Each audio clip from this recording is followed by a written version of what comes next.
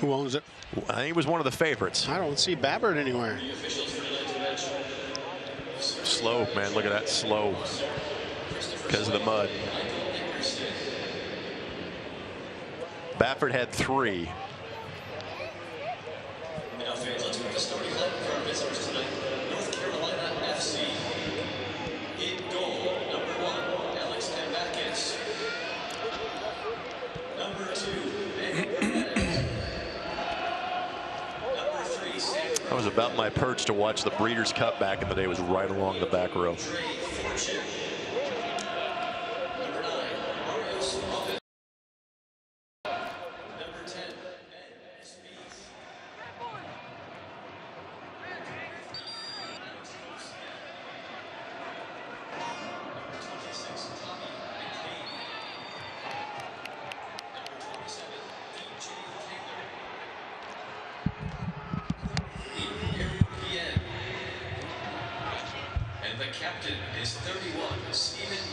What's up, dude? Good to see you, buddy. You doing all right?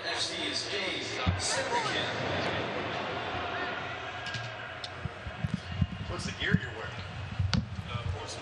Oh, nice. Now, fans, let's meet the starting 11 for your Indy 11. In goal, 1, Evan Newton.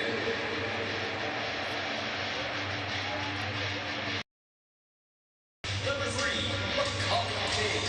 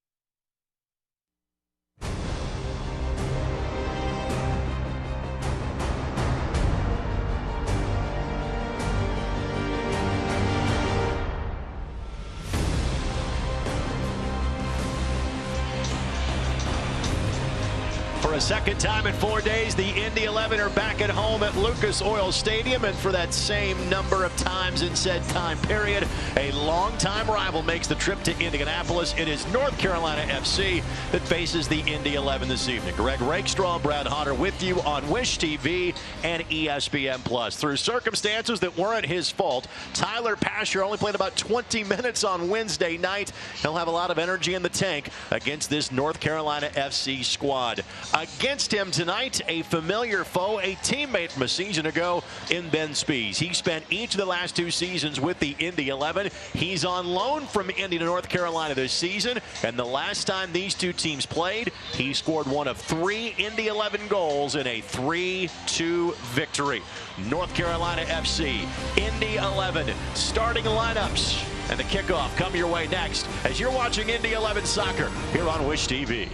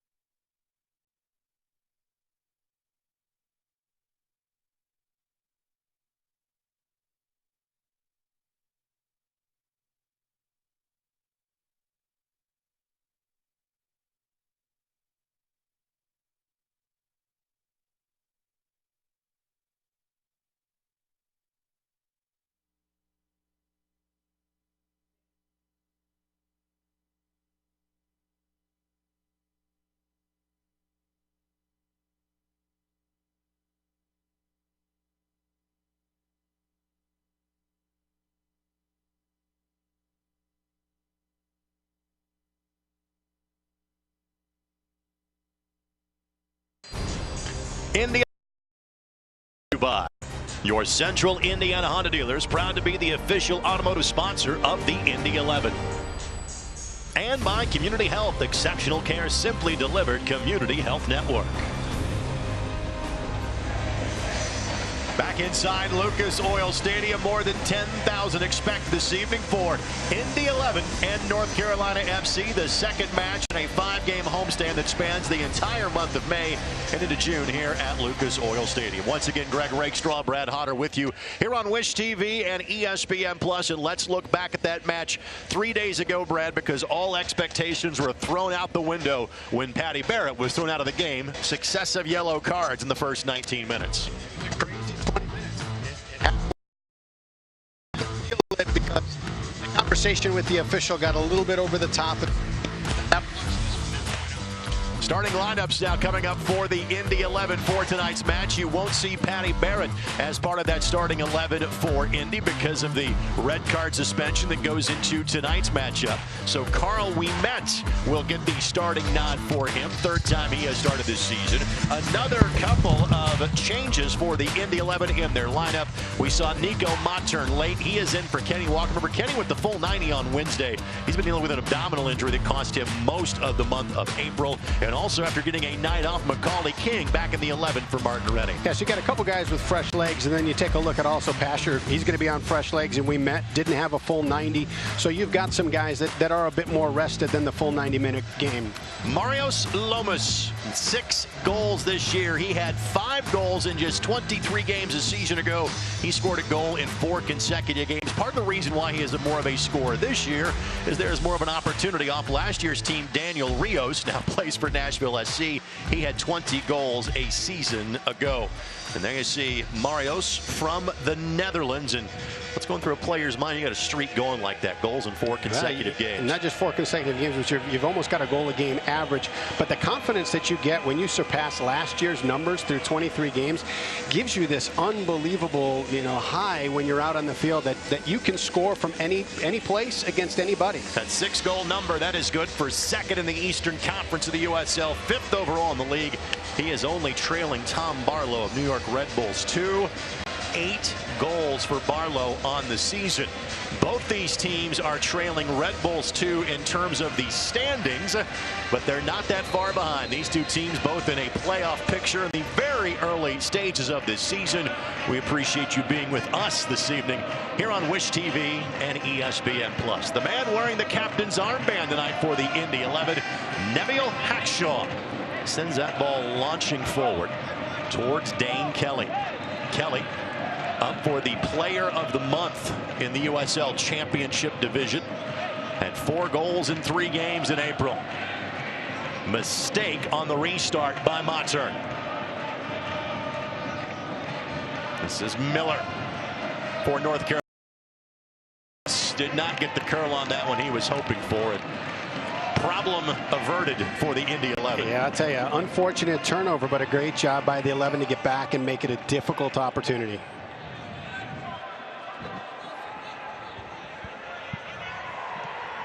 Mattern will quickly play this ball forward, and you will see the Indy 11 try to play to their speed throughout the course of the night, especially attacking down the flanks with guys like Tyler Pasher and Dane Kelly.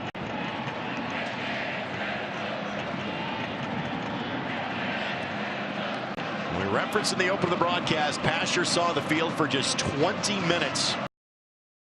That is because of that yellow, then red shown to Patty Barrett. Martin Ernie was forced to make a tactical substitution as that ball headed back to Evan Newton, and wow, couldn't play with his hands, had to play it with his feet. What composure, that ball out of bounds and give North Carolina FC a throw in your defensive third. And I've seen him do this a bunch of times this year. Under pressure, he's calm and delivers the right ball. We'll finish the thought on Pasher as he's trying to get the ball back here, but again, a giveaway by Indy. Advantage being played, and Lomas launches that one. And much like many of the opportunities that Newton saw on Wednesday night, not exactly a significant threat on goal. Evan last year with FC Cincinnati. 3rd clean sheet of the season in the 0-0 draw on Wednesday. Top goalkeeper in the USL a season ago. And one of 4 members of that FC Cincinnati squad that now play for the Indy 11. Patty Barrett's one you won't see tonight. Again, Kenny Walker available for selection off of the bench for Indy 11 head coach Martin Running. The other, Tyler Gibson, as we speak. You asked about the changes in Lomas with 6 goals in 7 games, and one of those, and you've seen it here in the first 2 minutes, is the confidence you have as a player when you've got that kind of statistical production. He's hit a ball from outside the box with his right foot and his left foot in the first 2 minutes. He's got no fear of pulling the trigger at any time. Seen some early press here by North Carolina FC.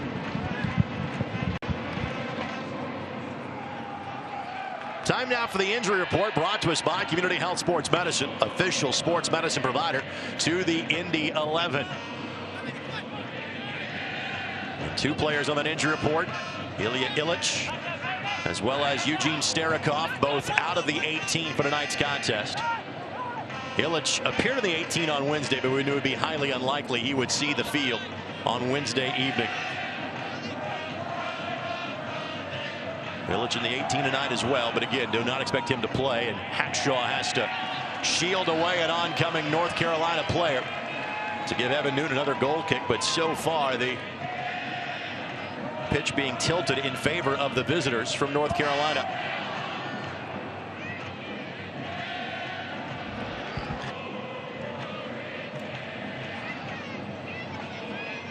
Long distance ball targeted for Dane Kelly. Could not track it down, and a foul has been whistled against the Indy 11. Captain's armband, Stephen Miller. He has been a longtime member of this franchise, dating back to their days as the Carolina were known as, before making the jump to the USL a couple of years ago with the Indy 11. And there is a long history, and mostly a positive one, for the Indy 11 when playing against North Carolina FC. In the previous 5 years, Indy has 9 wins against this franchise, including the last 3 times they have played. The first match in Indy 11 history took place on April the 12th of 2014 against the then Carolina Railhawks, a 1-1 draw. And a match that you will see, well, the celebration afterwards of at halftime. Probably the most famous match in Indy 11 history. June 11th of 2016, the night where Indy beat Carolina 4-1 to wrap up the spring season championship. What a game. That match is shown in highlights before every home game for the Indy 11 here at Lucas Oil Stadium. Pasher again applying pressure. He's just ferocious on the ball. Tommy McCabe and Pasher tied up in a battle, and because of the foul, McCabe will win it.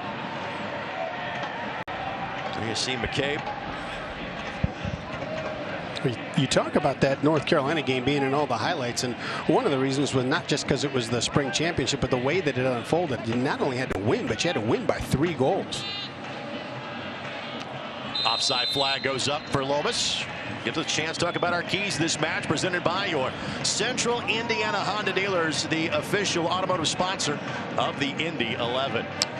Well, the first for the 11 is defensive focus. You heard as we were talking post-game with some of the players that as soon as that red card happened, they all got together and started talking about elevating their focus. And if they can come with that defensive discipline, they're going to be impossible to break down.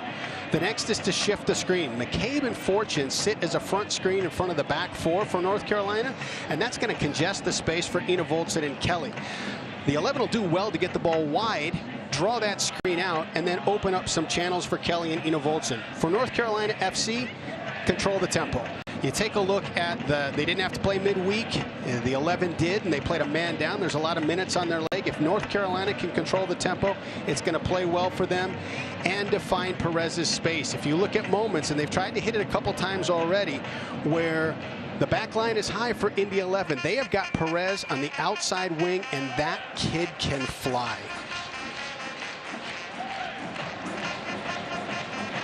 Throwing coming here for North Carolina FC. North Carolina FC just that was in one of their 2 road games against Atlanta United. Good look at Ben Spees. Aaron Gia now to throw in. Honored this week by the USL, part of the championship team of the week.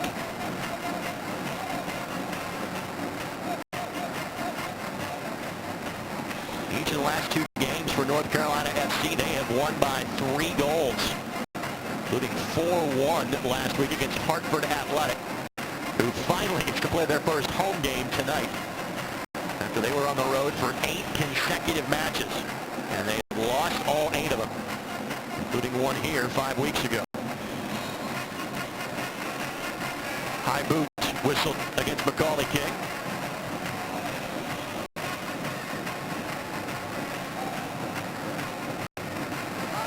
Sergei Demianchuk is our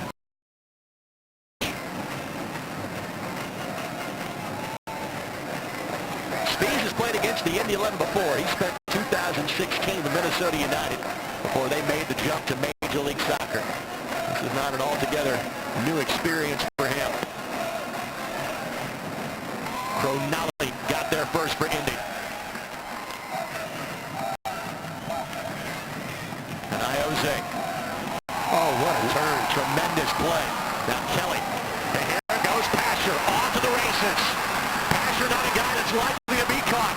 Pasher did a great job. What defending by Ian. Oh, my goodness. We have not seen Pasher caught from behind like that before. You can see why he's on the championship team of the week.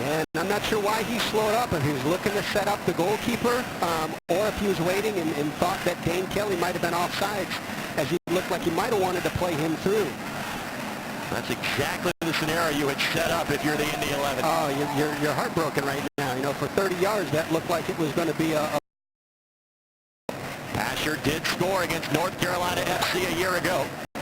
These teams played in early April. A one-goal lead that stood up.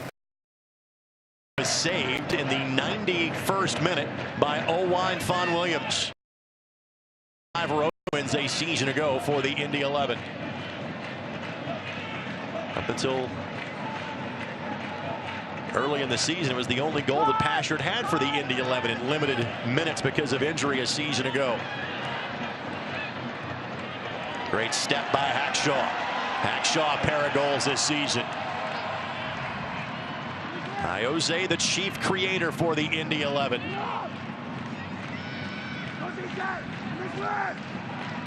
Hackshaw sends it in, and Tambakis is there.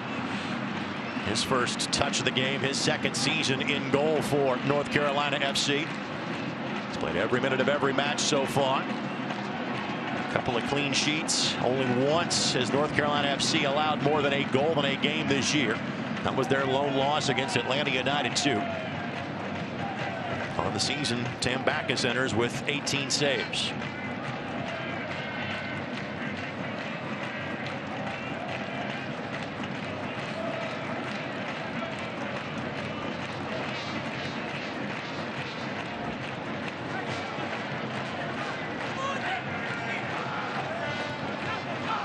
The Sports the Match presented by Community Health Sports Medicine. Dream big, work hard, and finish strong. Spees. Oh, what a ball. Fantastic ball. Trying to play it across for Lomas. Miller on the follow-up. Couldn't get there. Great read by Gibson. Gibson sniffed that one out for Indy. And that was important because King was just a step behind his mark. Another very creative. Draws the foul to calm things down for Indy.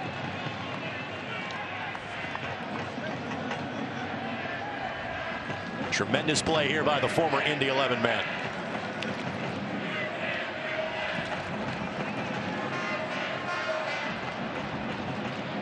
Kelly, Tambakis did enough on that one. Yeah, and I tell you, it looked like it held up correctly for Dane Kelly. Both these teams have shown the ability to launch the attack quickly.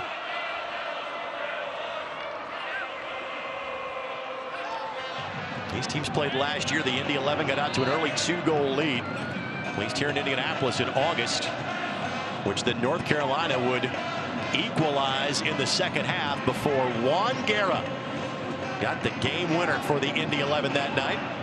Juan now on the Indy 11 sidelines. Pasher onside. Pasher tries to find Kelly. Kelly left foot and steers it wide.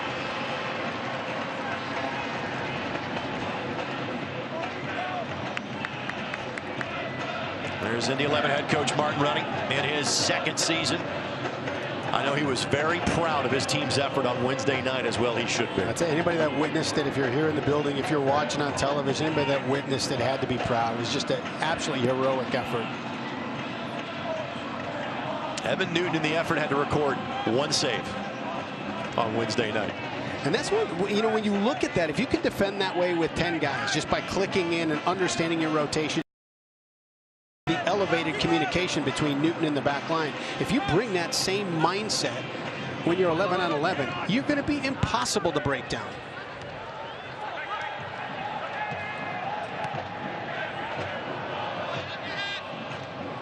Good play by Hackshaw. Neville wearing the captain's armband tonight. If Matt Watson enters the game, it'll go back on him. But typically when Matt has not been in the game, it's been Patty Barrett that has worn the captain's band. But in Patty, not here this evening. He'll be back in action when the Indy 11 return in USL play in 2 weeks, right here at Lucas Oil on May the 18th, when Indy plays host to the Charleston Battery, Hackshaw's former club. Next game after night for Indy will be in the U.S. Open Cup. That will be at the Selleck Bowl on the campus of Butler against either Lansing Ignite from USL League One or from AFC Ann Arbor from the NPSL. Spees again, good looking ball. Yeah, they've been looking for that ball, just trying to find that space for Perez.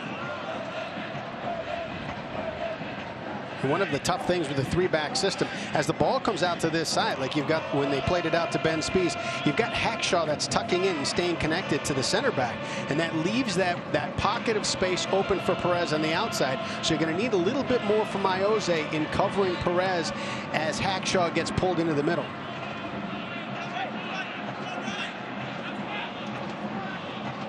Iose's got three options in front of him. Likes to calm things down and finds a pocket of space for Tyler Gibson. Fan Select is the official ball supplier of the USL Championship and many of the finest leagues in the world. Since 1947, Select has been the leader in soccer ball quality and innovation. For the latest Select products and special offers, visit SelectSportAmerica.com. Tambakis out to pounce on it quickly.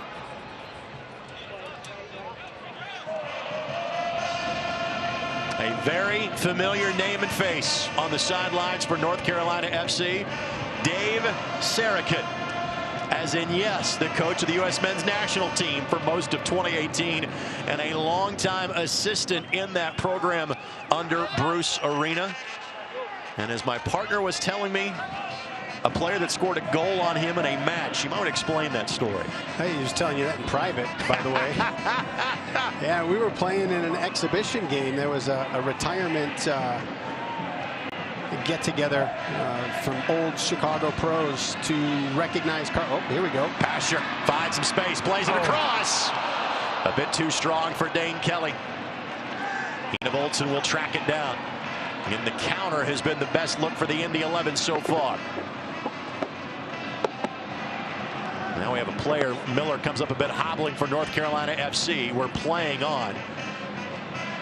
King keeps it in play. First touch gets away from Pasher. Miller soldiering on right now. We'll keep an eye on him. Currently off of your screen.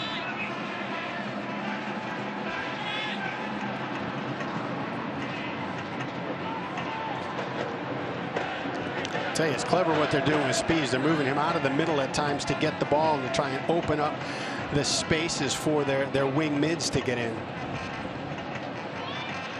Right idea. Just pull that back a yard or two. Yep. And Dane Kelly might have had his 5th goal of the season.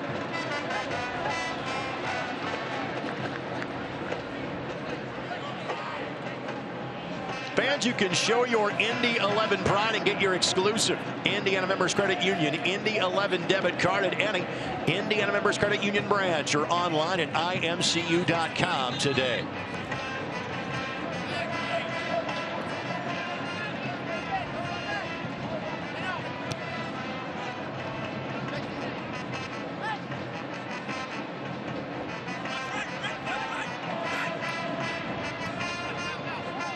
Good read by Iose. Second time around, the ball just found him. Now Ina Voltson off to the races. I like the thought. The back line was still a little bit high. Ina Voltson's just trying to lay it through a seam for Dane Kelly. Ina Voltson, a pair of goals this year for the Indy 11. But he's really tried to play the role of creator, it seems, a lot with both Pasher and Kelly. Well, he has that ability. He can score goals. He had 20 goals last season, but he also had 10 assists. He's great at drawing pressure to him and then finding the open man. Iose will play that ball off to the side to buy a little time for his teammates to drop further back down the field.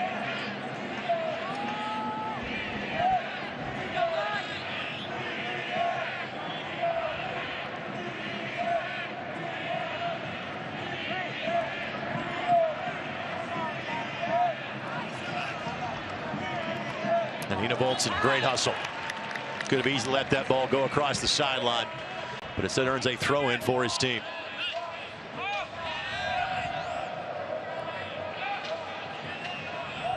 So it was about at this point in the match on Wednesday night that things turned for the Indy 11.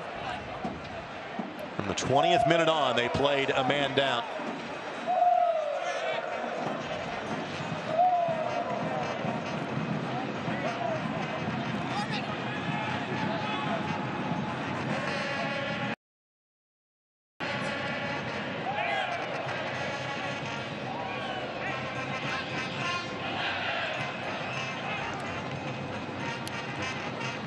Space to operate for Cronali, on loan from the Columbus Crew. Possessions like this are so important for Indy on Wednesday legs, that they can kind of dictate, control the tempo, make the North Carolina have to spend their energy defending. Miller appears to be all right after that brief stumble a few moments ago.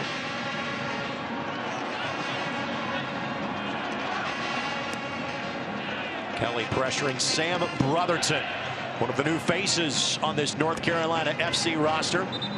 Brotherton originally from New Zealand and has spent time playing for their national team.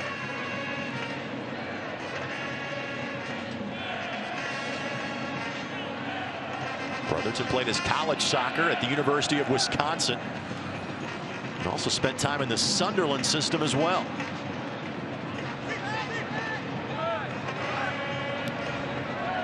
Long distance ball here. Newton realizes exactly where he is in the field very well. Found the 18-yard box to make that play a bit easier.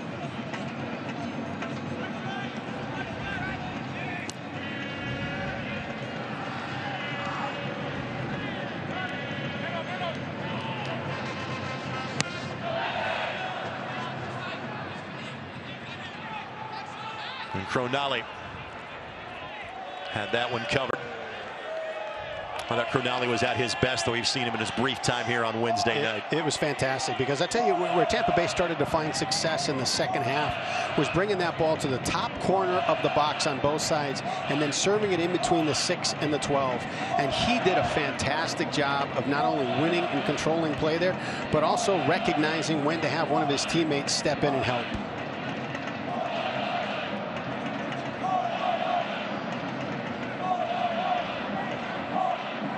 Some nervous moments early for the Indy 11. However, the best scoring opportunity was on the counter from Pasher that was thwarted by Aaron Guillen. I'd say the pitch moments for North Carolina FC. It's been more the way of the Indy 11 as of late. The speed of Pasher display again. Finds Kelly. Kelly tries to cut it back to Enevoltson. Exactly at the moment he was heading for the back post. And then Ioze will pick up a whistle. Yeah, and you talk about how it kind of slanted towards North Carolina those first few minutes. One of the things, both of the really dangerous opportunities came off of Indy 11 turnovers. And so it's really comforting when you can start to see a team that comes out, maybe gives a couple of unfortunate breaks to the other team, is able to settle in and then retake control of the ball. Tambakis awaits. To blast this ball some 75 yards down the field. There goes Pasher again. That Ioze-Pasher combo on the left side. Something that should make Mark Rennie smile when those two can link up, because it rarely happened last year. Ioze didn't have the number of injuries that Pasher did, but it was rare that those two could play together a year ago. Right, and what a great compliment. You've got the pace and creativity of Tyler Pasher, and you've got the technical ability to deliver the ball to whatever pocket Pasher's running into from Ioze. You know, there's two ways to stop it. Either you got to drop in and keep Pasher in front of you and give him the space underneath you, or you've got to get up and you got to press Ioze and deny him the serve in. However, Ioze can take anybody off the dribble. Fans follow the Indy 11 and the rest of the USL Championship all season long on ESPN+. Home to the USL, MLS, UFC, and more. Join the over 2 million sports fans who've already discovered ESPN Plus and watch the championship live every week. Sign up today at ESPNplus.com.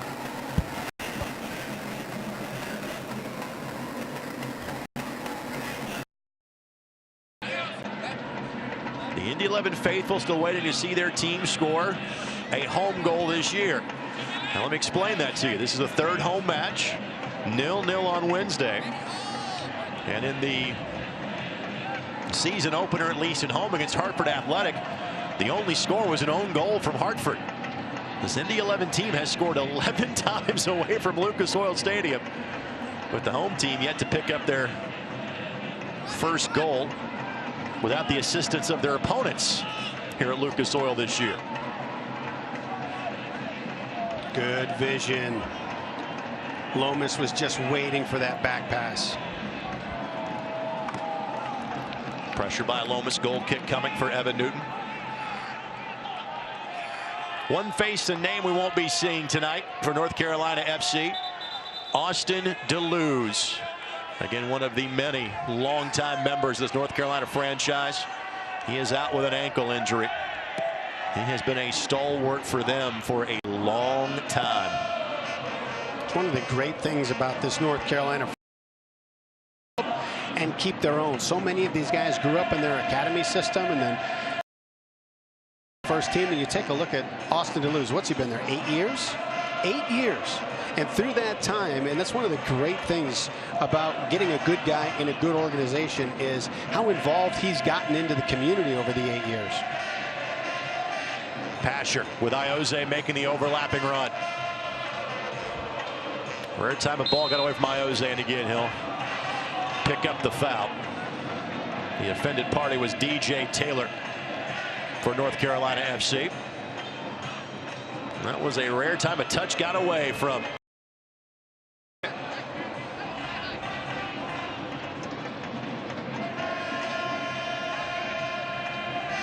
This North Carolina franchise has been in existence since 2007. This start, 14 points through 7 games, is their best since 2011. 4 wins, 2 draws, and just 1 solitary loss. 3-0 winners 2 weeks ago against Charlotte, 4-1 last week against Hartford. Also, then their lone weekend off that North Carolina FC had. They played a friendly against Liga MX and scored a 2-1 victory back on March 23rd. That was during the international break. Kelly, well done to control that one. That's such a tight seam. Ioze looking back post. And a foul has been called against Indy.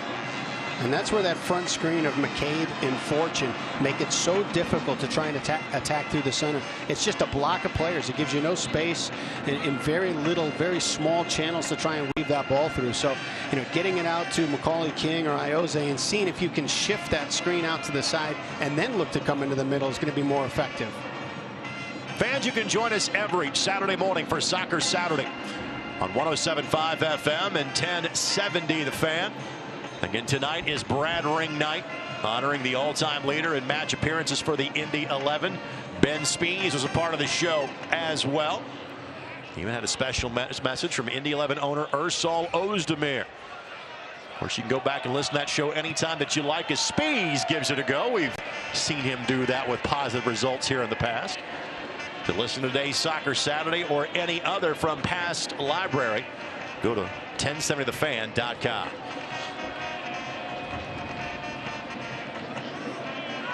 And the 11 has to be careful. They've been very fortunate. They've had 3 critical turnovers right on the top of their defensive third. And North Carolina has settled for a quick shot from 20 or further. And on that one, back shot pretty quick and had Perez come in on it.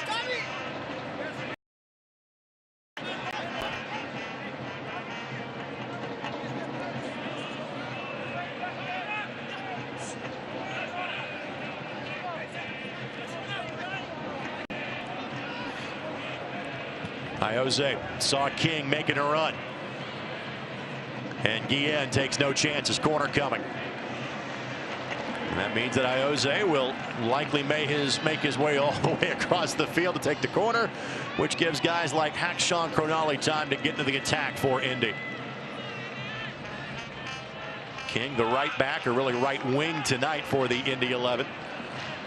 You know, you looked at last year, Iose's target was pretty much we met. He was the tallest, biggest body in there. Now you look with Cronali and Hackshaw, you got 3 pretty big targets. Hackshaw does have 2 goals this season. And Ouimet kind of got popped in the face trying to break free for some space. Tommy McCabe, the player he got tied up with.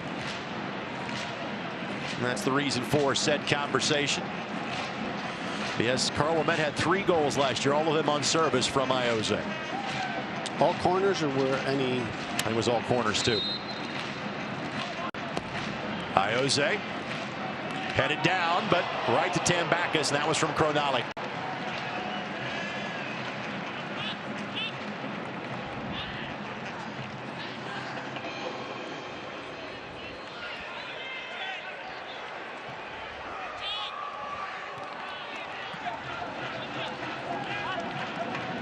Iose does have 1 assist so far on the year. And frankly, this Indy 11 team has been so much better in the run of play than they were a year ago. For this team to come up set pieces, right. Whether it was corners or. And look at what North Carolina is setting up. They've run this 2-3 times already. Ben Spees, who's the center in the line of 3 in the midfield, tucks out to the left side, draws the backs, and even Iose over to this side of the field, opening up more space for Perez. And every time that they've done this, they've looked to tuck that ball into that space for Perez to run onto. This portion of the match brought to us by Honda Manufacturing of Indiana, official automotive sponsor of the Indy 11.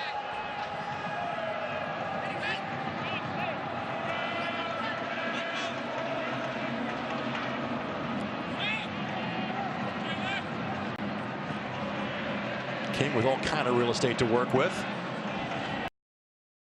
Young Harris College in northern Georgia.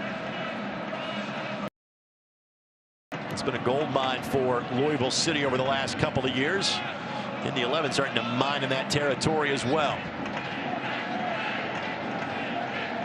Hey, you got to tip your hat to the coach down there. He is finding quality players and then developing them for this level.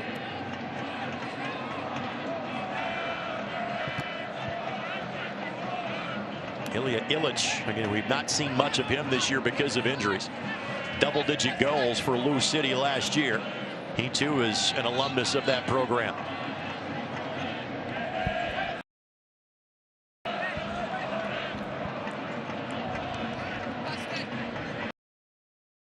Throw-in coming here by DJ Taylor.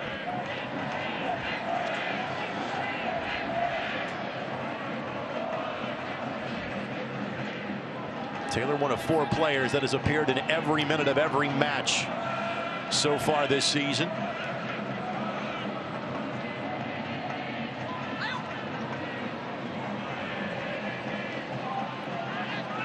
Alex Comcia, Aaron Guillen, and Alex Tambakis, the other 4 that have done that for North Carolina.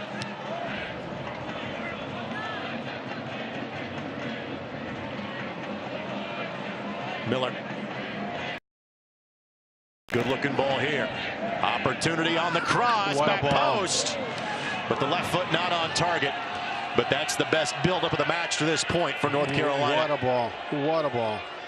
Starts with Ben Spees finding that right pass and the early serve instead of trying to take Hackshaw off the dribble. Miller got a boot to it. He's got a goal and 3 assists so far this year.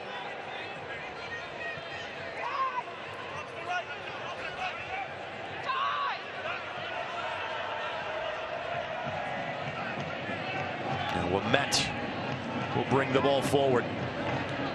Be sure to tune in coming up on Wednesday at 8 o'clock Eastern time for the ESPN USL Championship Game of the Week on ESPN2.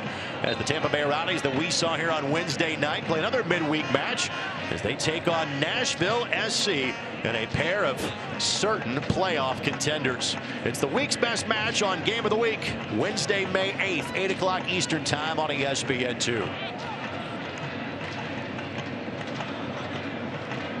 Trey Fortune picked up the foul again. Another one of the guys, and you've talked about this a couple of times already, guys that start young with this North Carolina program and continue to develop. The one that you know, when you read it, it's just mind-blowing. You see in the notes, DJ Taylor, their right back, started with their youth club at the age of 6. That's how academies do it, right? That's the whole idea. That's the way you're supposed to do it. And then, you know, to have a pro team that's attached to the club where you can actually see your dream come to life is so impressive. Tried to slide it over to King. Now Speeds. Switch up the side of the attack.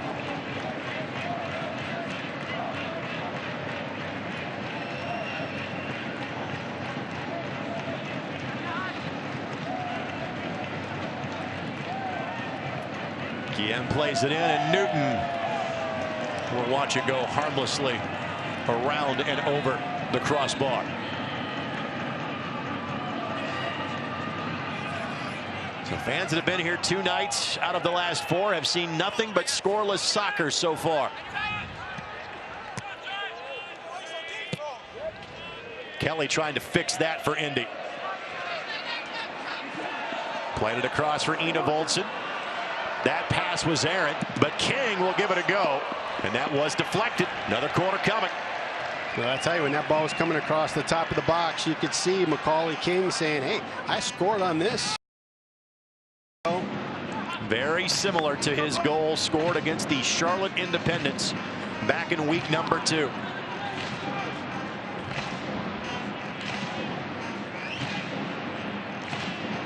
Last service was at the back post, just outside of the 6 from Iose.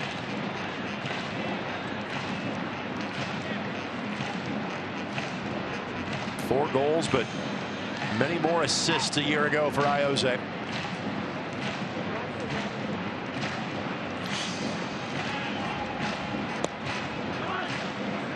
Headed away. Ina Voltson gets it back in. Ina Voltson again with the right foot, doesn't get through. What fight. Creates a window of space. And that's another corner. And that's all because of the speed of Tyler Pasher. You saw it in the heart of both Ina Voltson and Pasher. They're just not going to let them clear the box. Another look here.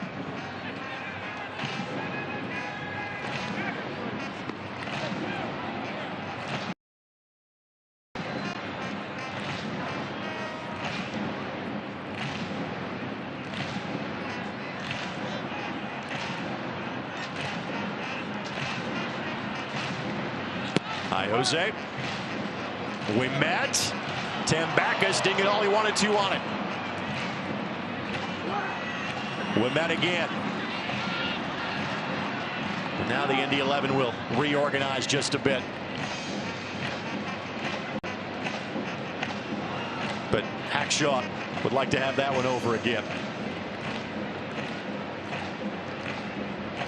You keep giving Iose that many looks from the corner flag, though, good things will happen. Yeah, and I tell you, the last thing you want to do as a goalkeeper when you have a soft clearance and you don't clear the box correctly, the last thing you want to do is see that ball just slowly roll back out to an open Iose.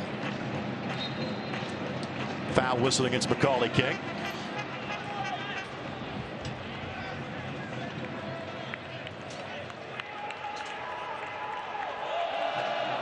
Or is that foul going in the other direction?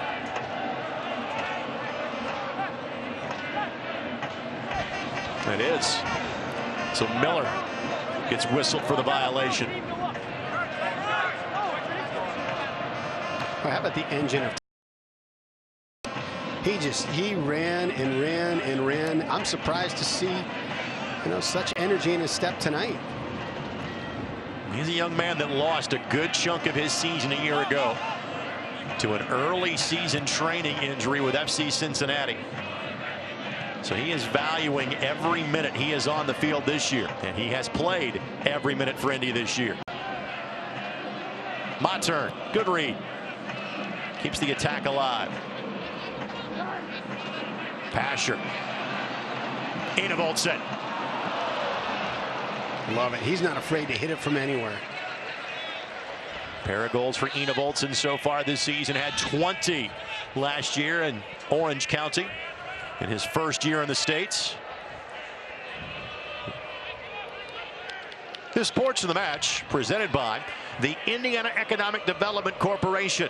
Take your business to the next level in a state that works. And Indy Volson's been asked to play more of kind of a creator's role, it seems, with this team so far this year. But he will get his opportunities to score, no doubt about that.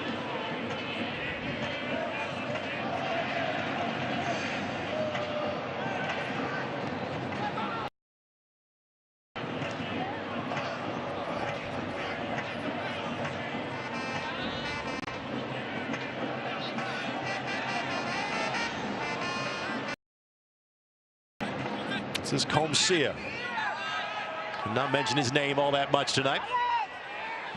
One of the two center backs, North Carolina FC.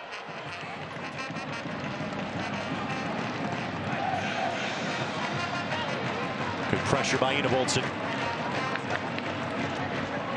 Great switch. Iose plays route one to Pasher. Leaves it for Kelly. And Taylor up for the challenge. And frankly, watching these two teams play, they look amazingly similar in how they play. It really is. They both got pace and creativity. They're both, making great decisions. That was such great build-up there. It was just a great play by Taylor to poke it away before Kelly could get to it. Our final 5 minutes plus stoppage time of the first half. Brought to you by your Central Indiana Honda dealers and Iose. Is that the second right-footed shot we've seen from him this year, which is 2 more than a year ago? He's trying to keep everybody honest.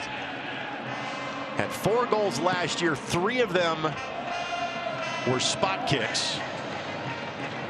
The other was that remarkable bend around the wall. That was ridiculous. Against the Charleston Battery. If Wednesday night was the best 0-0 draw you could see from an Indy 11 perspective, that was the best 3-3 draw I ever see, just period, that match against Charleston last year. And that's who is up next for the Indy 11 in terms of league play here in 2 weeks on May the 18th. Indy off next weekend. They'll play again in 11 days in Open Cup play. And that will be at Butler University. Hatshaw the run going. Kelly in front. Onside.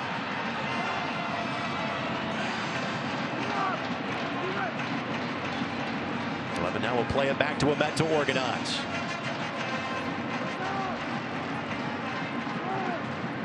Good little skip. Kelly didn't get the touch he wanted to on it. Taylor will launch the counter. I'm not sure that was a foul that needed to be given by Pasher. But I tell you, Taylor's been impressive. Yep. His pace in short bursts to be able to get that ball away from Kelly and then this one away from Pasher has saved them 2 really dangerous looks. Taylor, 21 years of age. Last year, 30 starts. Another one of those North Carolina FC Academy products. We'll talk more about kind of the future of Academy teams in the USL coming up as part of our halftime show. Great turn. Kelly was the target. Comcia had him covered. Of course, also at halftime, a special tribute to Brad Ring, both here in the building as well as on the broadcast. One of 2 Indy 11 players with over 100 career appearances. Iose looking for King, and Guillen got to it first. Now, Guillen has been the defensive stopper for North Carolina FC. Little doubt about that tonight.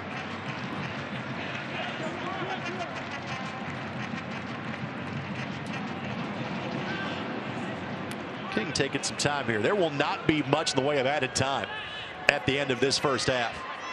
Stoppages have been minimal to non-existent.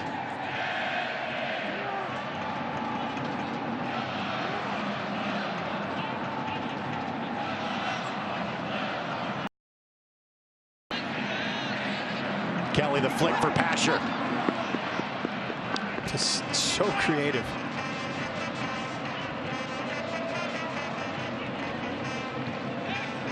Well defended by Mattern.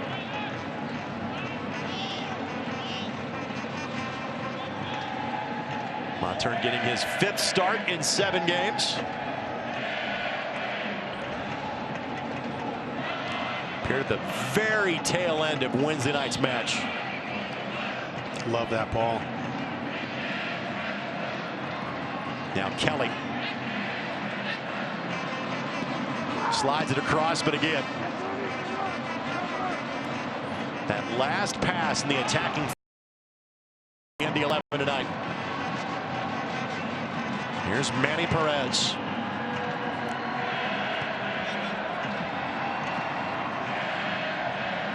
Enevoldsen's onside.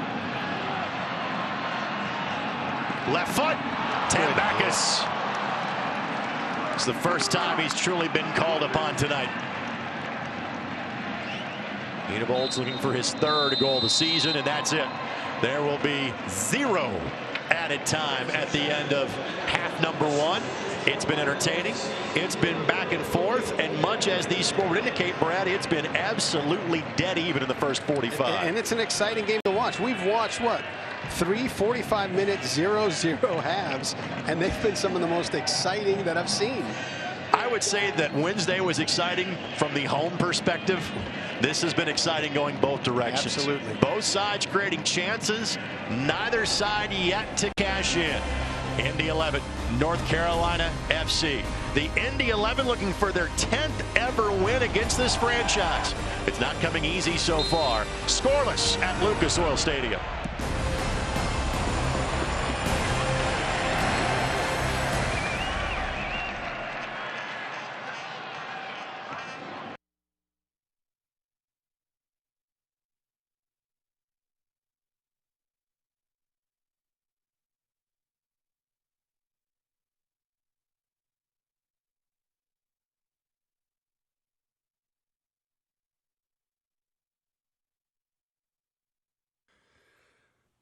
Bradley.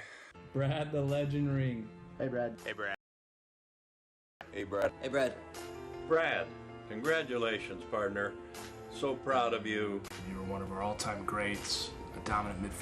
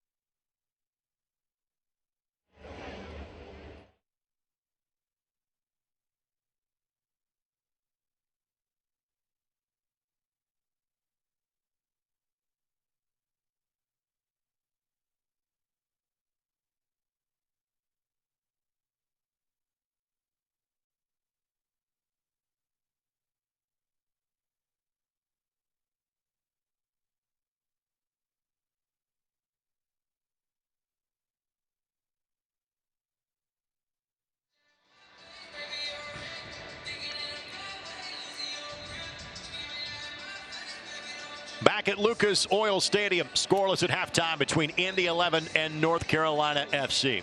Tonight, a special night in the history of the Indy 11 as they honor a man that was here from day one, the last original member of the Indy 11 who retired at the conclusion of last season.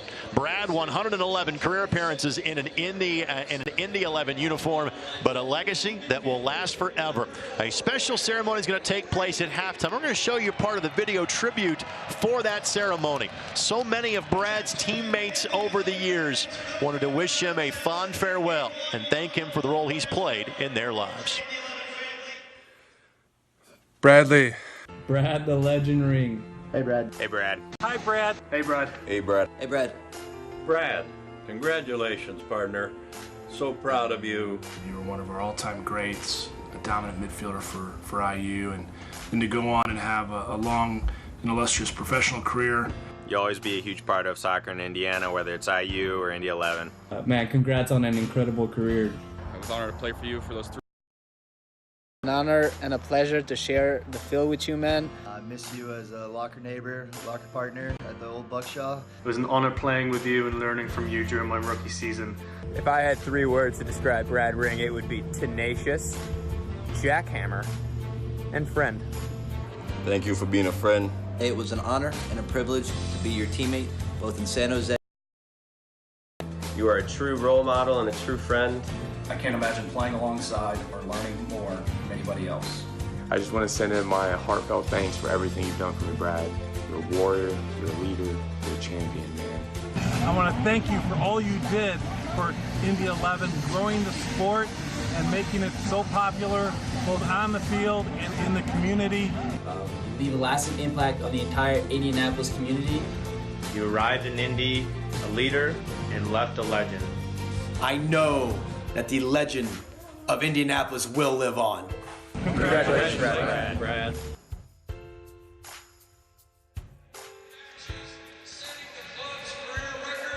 The last shot you see, the celebration from that championship night against the Carolina Railhawks back then, now North Carolina FC. And currently on your screen, the mayor of the city of Indianapolis in Joe Hogsett declaring this Brad Ring Day. His lovely wife Julie next to him, family and friends by his side. And again, this is exactly the type of piece when you're a young franchise that you hope to build around. Absolutely. Great guy, true professional. In fact, I was texting with John Bush and Tim Regan. Both of those guys have long relationships with him. Said, give me a funny story. I said, we don't have one. He comes to work every day. He does his job. He's just a great pro. So then I text Brad. I say, hey, give me a funny story. He says, you know, my great memories, the BYB was there for me. They cheered on my family. My memories are my kids on the field. All these special things. He's just a quality man and a quality player. Simply put, he's the best of the Indy 11 in the first 5 years and now year 6 of this franchise. Let's bring it back to present day. Time now for a look around the United Soccer League and the best of Week 8.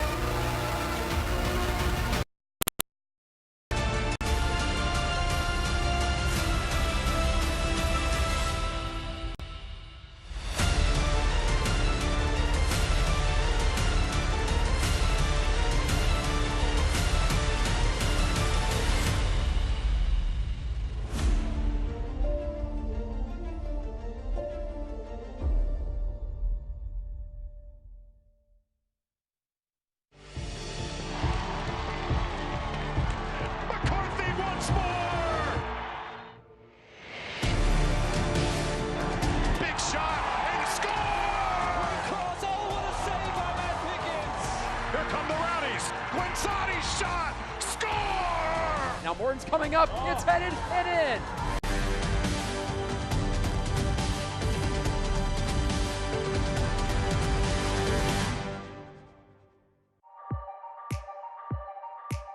Nodded back in, Sandoval is there, so is Hamilton, loose in front, it's Frater!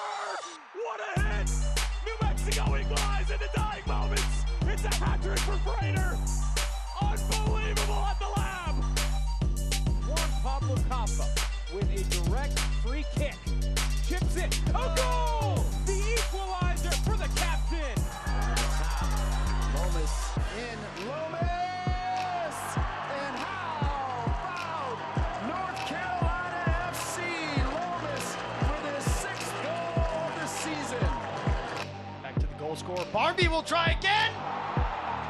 And another! That is absolutely world class. That is much harder than it looks to do. Edie Traore, oh my goodness, what a run. Edie Traore crosses, Edie Traore! It is a work of magnificence. So that was the best of last week. Here's a look at key matches in the Eastern Conference today. First of all, the match that wasn't played. play this afternoon because of flooding in that area of St. Louis. That match was postponed a day ago. Elsewhere, earlier today, Memphis and Birmingham tied at 2. Hartford, their home opener, tied at Charlotte with 1 goal apiece. Nashville, 2 goals to good against Atlanta United. Same for Pittsburgh against Charleston. Again, Indy will be seeing both of those teams in the very near future here in Indianapolis. Quick check now of some storylines across the USL. The USL Academy. There's going to be a platform for all clubs to have a bit of an academy competition at the U13 and U17 level, and the Indy 11 are going to be a part of it. Yeah, love that. And you can see how important it is when you take a look at a franchise like North Carolina. And you've heard us talk about the USL Championship, USL League One, USL League Two. League One in its first season with 10 teams. Well, a couple of teams have already been announced as targeting 2020. Another new one was announced this week. They'll be playing in League One in Omaha next year. It's such a great city for soccer with Creighton nearby. You've got so many players there that now have a pro team to aspire to. So again, that's kind of the look around the USL. Of course, for more, you can always log on to USLchampionship.com. More of our halftime show comes your way next. Highlight stats and a conversation with Indy 11 head coach Martin Runny. Scoreless so far here in downtown Indianapolis.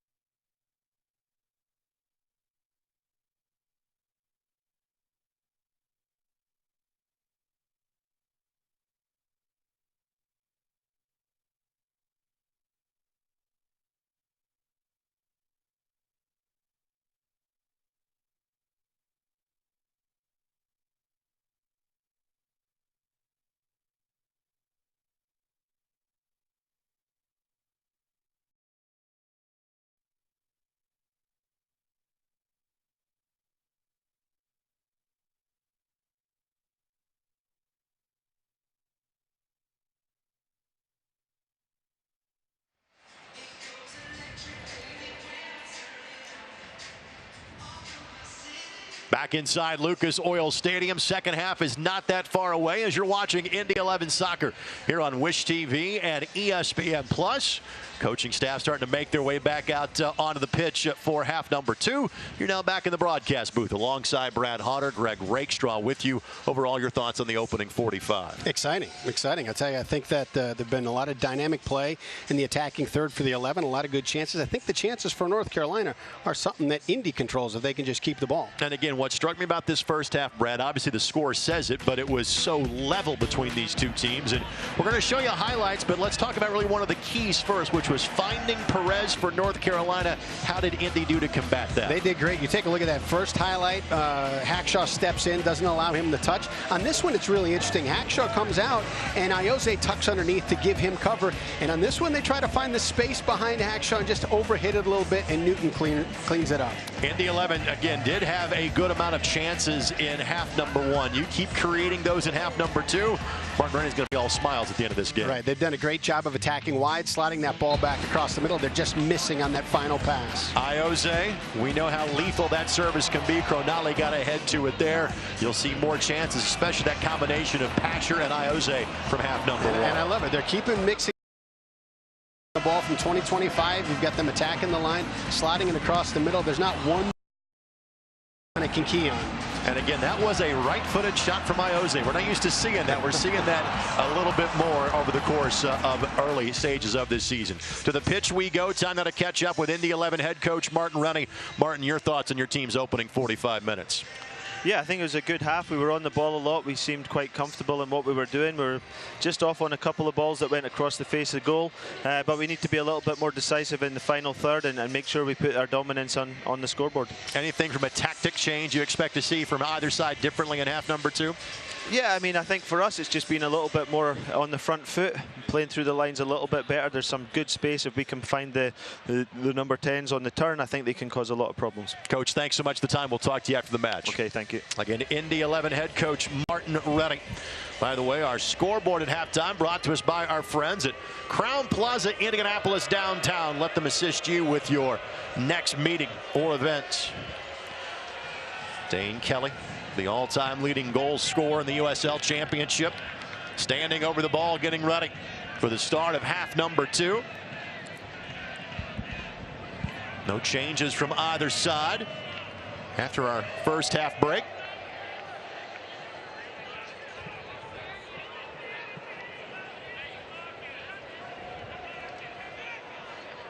Simply waiting for the lines people to get ready. They are.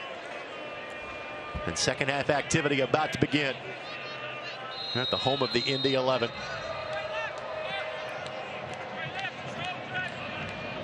These two teams, there are 5 in the Eastern Conference that entered today's activity with 4 wins on the season. Just 2 teams have more than that. New York Red Bulls 2 with 6, St. Louis with 5. So it shows you the value of getting the full 3 points if either team can do that this evening.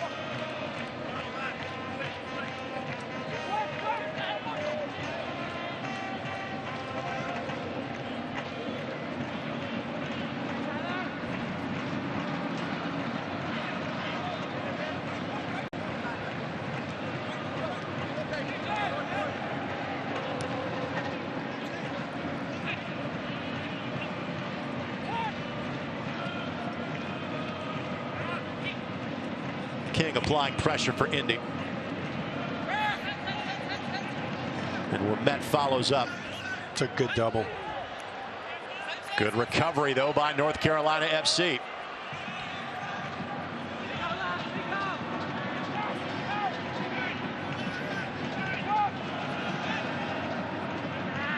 In the opening few minutes, really belong to North Carolina FC.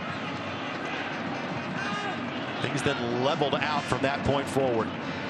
You'd say more numerous scoring chances for the Indy 11.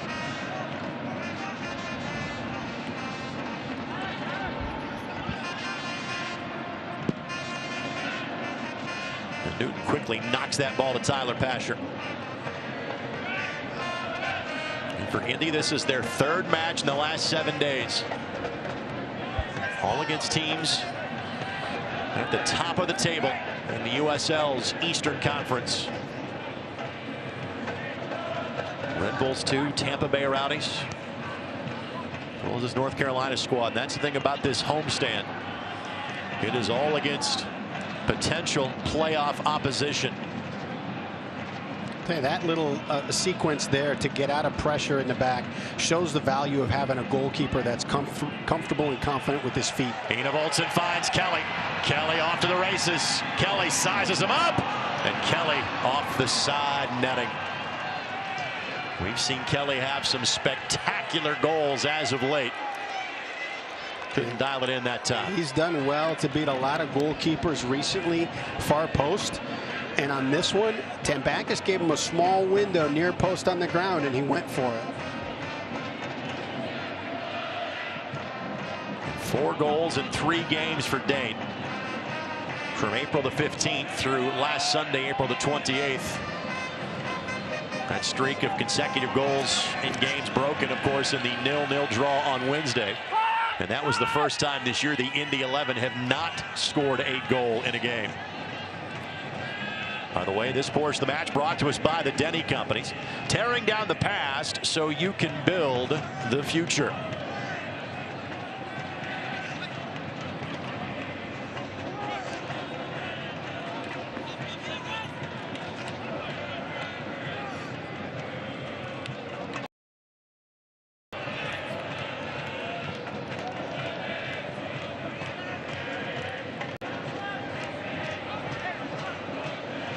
attack has definitely been left-sided for the Indy 11 tonight.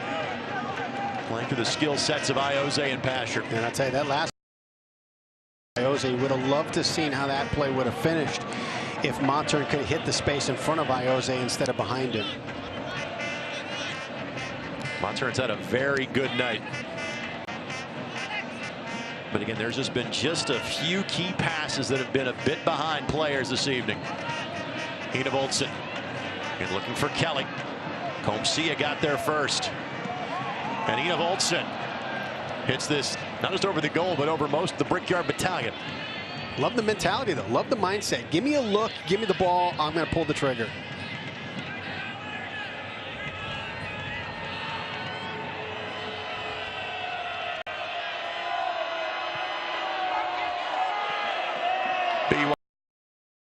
Careful, as they usually do in the second half of matches like this. Again, what a clever touch. Just trying. And Kelly trying to return the favor. Oh my goodness. Taylor has, that's 3 times that he has been out of position and used his speed to equalize. Well, if there are men of the match so far for North Carolina FC, it's Taylor and Guillen. They've been phenomenal. That was a great serve by Kelly. Indy Olsen made the right run. Again, it's Iose, his 4th corner of the night. Looking back post, Hackshaw, but again right at Tambakis. Second time the corner service has been on point. But there has seemingly been a magnet in the gloves of Tambakis on a couple of those plays.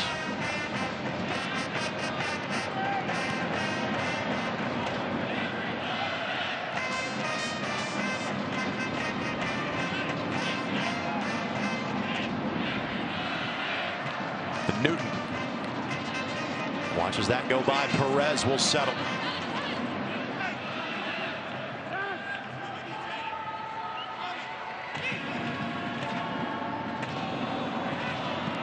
On the volley. Oh, what a save. Newton again.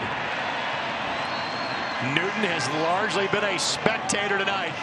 Had to come up huge twice. And then he and Hackshaw were on the same page there. However, Pasher and Iose combined to give a little bit of breathing room.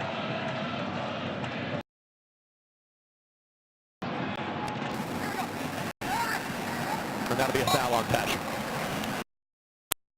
Oh. Newton 14 saves on the season, just picked up 15 and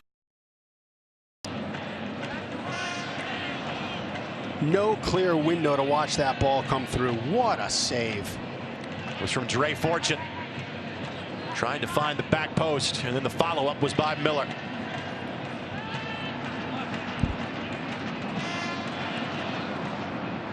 So don't fall asleep on, don't fall asleep on Dre Fortune. He's only played 96 minutes so far this season, already has a goal, and he just got robbed of a second here. This can work an awful lot like a corner from this spot.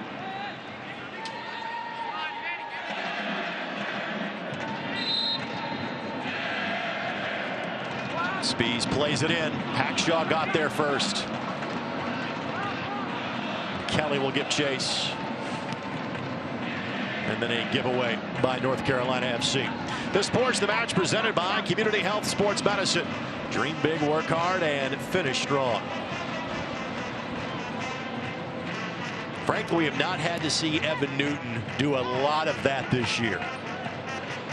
But you know it's there. We talked about this on Wednesday night. We've seen him make more spectacular saves in an FC Cincinnati than he has in an Indy 11 uniform. That just changed in the last couple of moments. That ball was in. Monturn looking for King. King able to keep it in play. Indy Olsen. Down Kelly. Oh.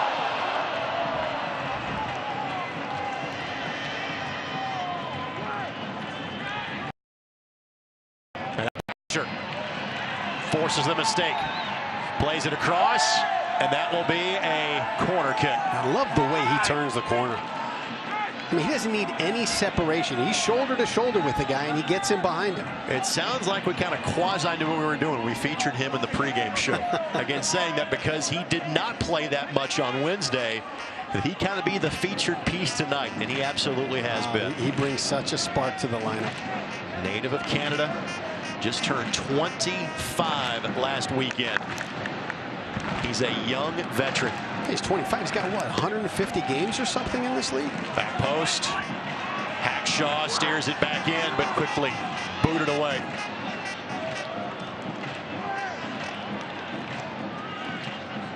Counter opportunity here. Only 3 behind the ball for Indy. What a great play by Hackshaw. He stood in the passing lane so they couldn't get out on the break.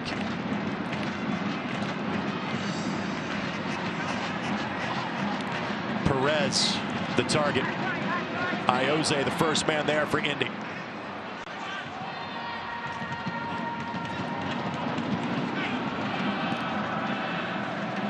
Kelly couldn't keep it at his feet very long. Fans, you get updates and alerts all year long by following your club at ESPN.com. Search for Indy 11, then click the follow button to keep up with the latest news and scores. Plus, get reminders on the 11's next match. Go to ESPN.com now and click follow for more on your club.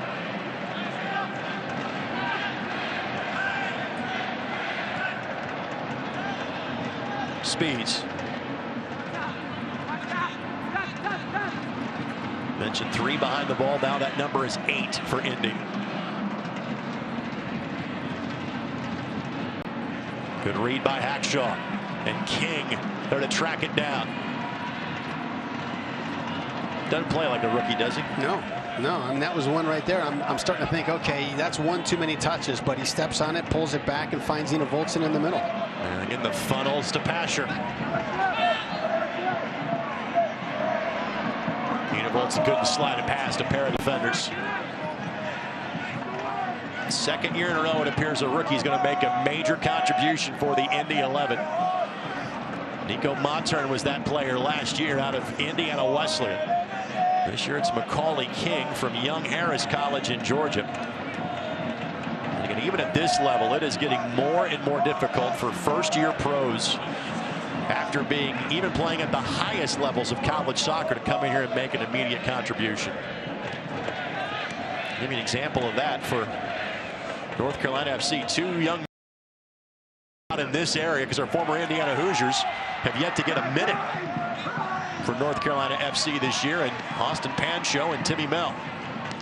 Though Austin did score against the Liga MX side, Club Nicasa, back on March 23rd.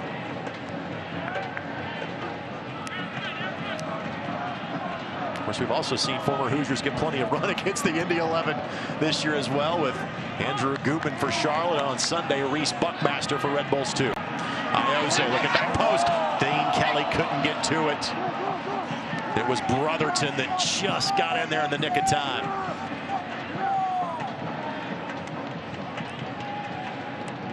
Well done by Cronali. And I think so much of that attacking opportunity came off of Ioze's first touch. He didn't kill it right at his feet. He plays his first touch into attack with his head up and looking at the goal. Pasher gives it a go. It's a good hit. Tambakis down to make the save. That was a tremendous flick by Ina Voltson to set him up for that opportunity. Ball's dipping a bit. That's a tough one. That hits just a couple inches in front, and Tambakis has a really difficult ball to try to handle. And Lomas will get whistled for the foul. Hey, you know, we talk about what quality organizations both of these teams are and the way that North Carolina builds things. Great organization, and you look at a guy like Ben Spies, great guy. Neville Hackshaw down on the turf. Trainers being told to hang loose for now. And Neville, let's hope he's all right. What a find he has been. Rough land right in the small of his back. Ooh, that hurt me up here. And I can tell you that that's never easy, but again, that's turf that's less than a year old. There's a lot more cushion on that turf than there would have been at this time a year ago. Neville will tough it out. Sports of the Match brought to us by Delta Faucet. Delta Faucet. See what Delta can do. Trinidad and Tobago got to play for the national team during the international break. The Indy 11 was off that weekend as well. Kelly. As far as the target on the pass from Hackshaw, just a bit too hard. Like that thought. But that was off by a yard or two from about 60 yards away.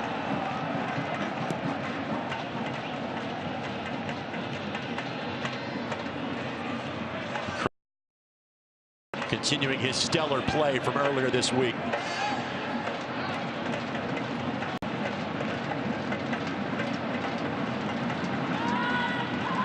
We've seen Dane Kelly be the USL Championship Player of the Week. For a week he had 3 goals, and it's a little bit tougher when you're those guys along the back line in terms of earning a spot on that team. Given the way the Indy 11 have played defensively this week, there could be a member of the Indy 11 back line on that best 11. I could see that. You may even get a goalkeeper on there too. Now Motzern. Oh, good find. Kelly gives it a go. Up and over the bar. Yeah, and I think he could have slipped Ina Voltson in just behind the defender. That's the thing about both of these guys. They draw so much defensive attention that the other one can sneak away and slip into pockets unseen.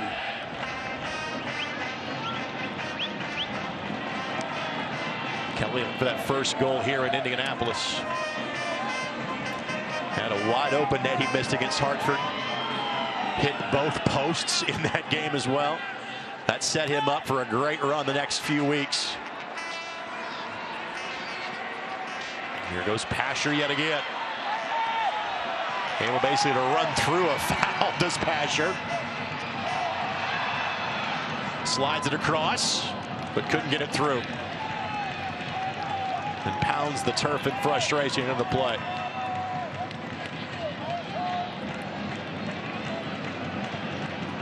Pasher's well offside, so Ioze realizing that. Make sure the BYB has got their head on a swivel back there behind the goal. Fans, for standings, stats, and all the latest league news, be sure to visit USLChampionship.com.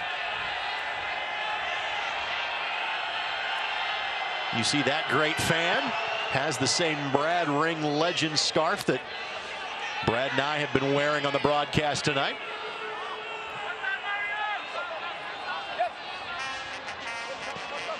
What's your Indy 11 scarf count to up at this point, Brad? Oh, I was actually going through that in my head today because there were 3 on the kitchen table as I was leaving. I think I'm at 6. I think I'm about 16 at this juncture.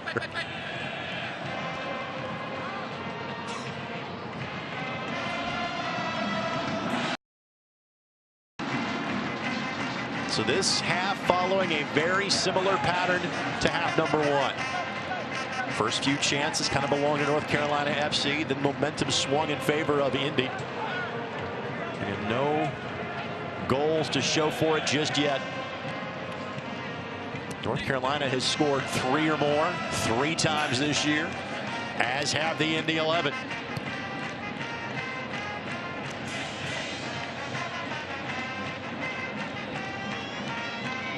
Hackshaw races back. Perez beats him to it, but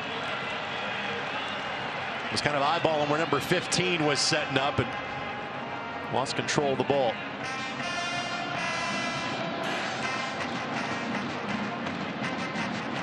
Both teams still have their full complement of substitutions, which they can use.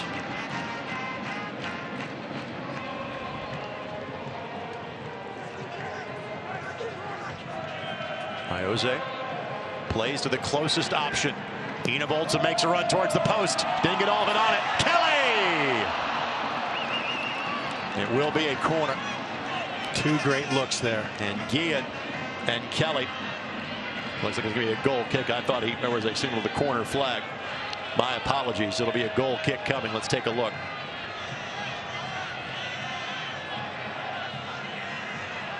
And that's the right call in terms of it being a goal kick, not a corner. And again, Ina Volson was the intended target. Such a great play by Pasher, too, to look up and find where Ina Volson was. Find the run. Instead of just knocking that ball across the middle, find where it is and give him a chance. And Spees having a conversation with Coach Sarakin and company. Talked to Ben for Soccer Saturday this week. And he talked about the different places that David coached and the different legends he had coached with. And I said, all right, is there more Bruce Arena stories, or are there more David Beckham stories? And he kind of goes, everybody. He's got a great story on everybody. Yeah. Well, I finished my thought on Ben. I mean, you got a quality guy that finds a quality club. And what I like is how they're using him in the center of their three in the middle. He's doing a great job of popping out wide. He's doing a great job of connecting the back line to the front. Ben played each of the last 2 years with the Indy 11 the offseason. But then his other names at his position started to kind of hop on board. Guys like Kelly, Ina Volson, Ilya Illich, etc. Thought it was simply kind of best for both him and the club to find another place for him to play last year or this coming season. Pasher's touch a bit too strong, and Gibson. That'll be a foul. Again, there's been so few whistles in tonight's game, and rightfully so. Yeah, it's been a quality match. Yep. And you look at everything that's going on here, all the little games inside the big game. That little one touch by Ina Volson to free Pasher, that's difficult to do. It's difficult to see it, it's difficult to execute it, and it's brilliantly done. Well, again, finishing a thought on Spees. It's the second year in a row that Indy 11 has made a loan deal with North Carolina FC. There was a late season loan deal with Zach Steinberger, who immediately paid dividends for North Carolina last August, September, and onward. And Ben having a friendly conversation with his old teammate Iose, standing over that ball.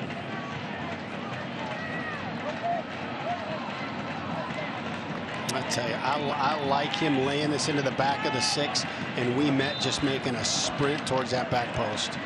That's the way he's heading right now. Ball deflects away. Now Ina Volson will give chase, and will simply let it cross the touchline for a throw-in. This Sports the Match brought to us by Honda Manufacturing of Indiana, official automotive sponsor of the Indy 11.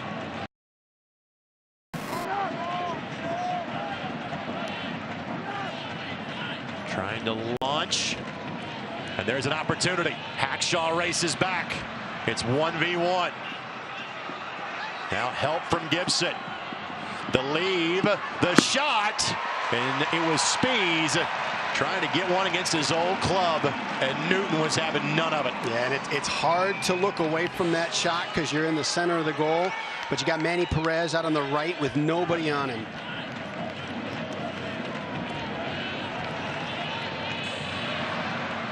Great hustle by Gibson, never give up on the play.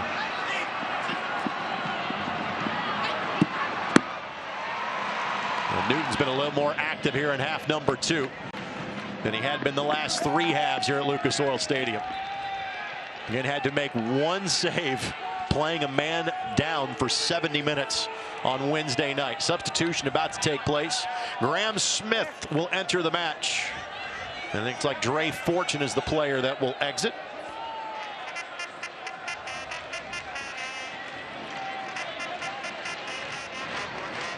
So Fortune had a fantastic shot where Newton robbed him earlier this half. That's frankly the best look that North Carolina has had in this match. You look at the work that Newton's had to do physically tonight. He had the flip side of that on Wednesday night, where everything was solving problems, communicating, organizing, talking to his back line. And finally, a whistle is blown. I think Iose was thinking a whistle should have been blown a heck of a lot earlier than it was. And that's kind of the first, I'd say, real chippiness or physical altercation we've seen in this match. Leave everybody, leave everybody, leave it. Hey guys, leave everybody, leave. Come on to me. Come to me.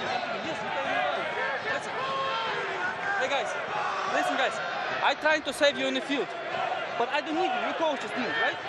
So if you want to play, you play. You want to respect the shots, respect. If you don't want to play, you will go out, okay? Shake your hands, please. Come here. Come on. Hey, guys. Do you understand me? Calm down. Direct free kick coming out. Ayo, here you go. Ayo. Sometimes it is a learned skill as broadcasters to be quiet and listen when a lecture is being given. I really thought he handled that pretty well. Yep.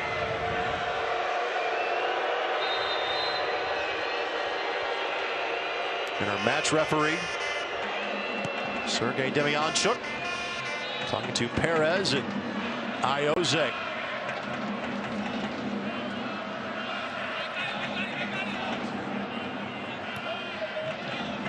Good read by Ouimet. And then King gets knocked to the turf. Who's up, who's down, and where does your club sit? Find out every Monday in the official USL Championship Power Rankings, only on USLChampionship.com.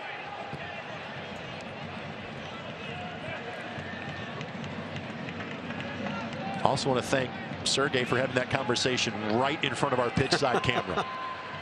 That helped. Yeah, holding your breath a little bit, making sure everybody keeps the language in good check. It's our buddy Rob Lynch manning our game camera tonight. Only worked with Rob about 50 events a year, so not surprised he was on top of it.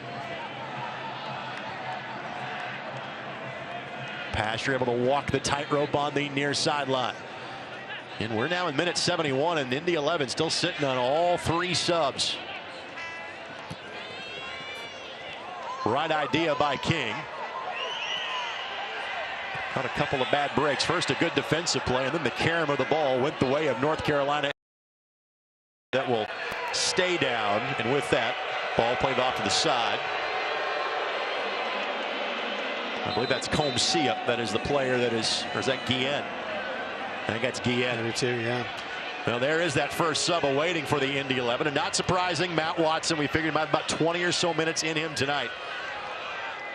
Again, because of the red card and the tactical switch on Wednesday, he had to bump outside and play that right wing. And he joked with us in the post-match, like, I'm really not sure I know what I'm doing out there. I think he was playing a bit coy. He's been very good in that role a couple different times this year. He was. I tell you, you know, when you've got as many years as Matt Watson has, there's not a problem he can't solve on the field. He will replace Macaulay King. That sub will go ahead and happen right now. So Macca's game is over with. Had one good look on goal, but yet again impressed by the rookie tonight. Very much, very much. Did a nice job. You know, also allowed Matt Watson 71 minutes of rest. And I've noted this, and every time that Matt has come in as a sub this year, this is his 5th appearance as a sub. The field, whoever's wearing the captain's armband can't get it to him fast enough, as in that's how much respect Matt Watson has for all the guys in the locker room. It speaks so well to his leadership, and you know the way he communicates with guys. He's always smiling too. When your leader is genuinely a happy guy, that's a good thing. This Sports the Match is brought to us by Ivy Tech. Careers start here. Apply for free at ivytech.edu. And a foul. Pasher, the party that went to the turf. Really haven't seen a sign of tired legs from the.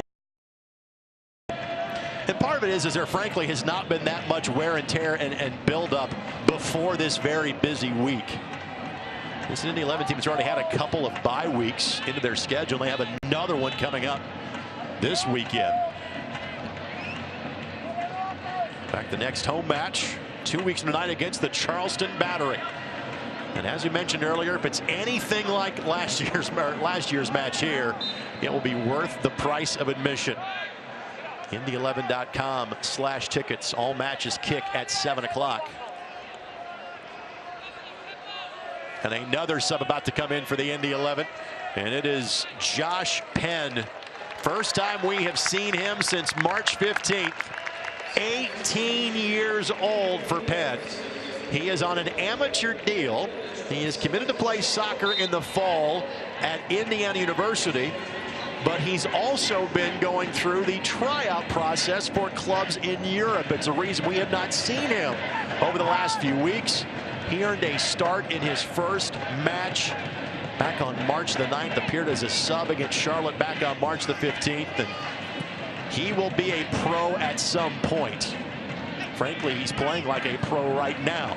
It's why he's being put into this scenario when you're trying to find a goal and try to find 3 points against a team you could be fighting for a playoff position with. So his first match on the Lucas Oil Stadium turf. And the ball finds him, or at least attempted to find him rather quickly.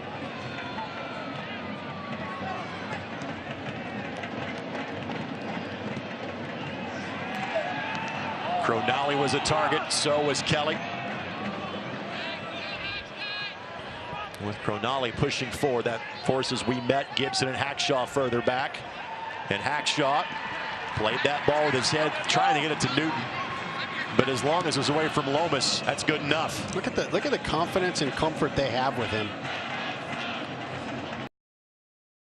Yeah, they give him the ball under pressure. They give him the ball at tough angles with guys closing him down. That speaks to what he does day in and day out in practice. I was talking to Coach Rennie about him, saying, I'm impressed. I mean, the guy's really calm, good on his feet. He says, hey, Jordan Farr's the same way. He said he's just as good. By the way, the other substitutions likely available for the Indy 11, Lucas Farias, Kenny Walker, and Alioune Jahate. Now, Mihir said that last time. He said, wait a minute, I don't know we had that guy on the roster. Yeah, that's because you've been saying his last name wrong the last couple of home games. When you sign a guy off an open tryout in January, he may be so happy to be there he doesn't tell you they've been pronouncing his last name incorrectly. Problem here. We'll finish that thought in a moment. Who touched that last? Ina Olsen did. Tambakis didn't handle that the way he was hoping to. And you see those substitutions. And Alioune there on the right-hand side of your screen provided some late-game speed for the Indy 11. And if this game is still in need of a goal, I would imagine he'd be the substitute of the guys that we just mentioned. Ina Olsen to Kelly. Back to Ina Olsen. Well played. Kelly left foot. Those chances can happen quickly.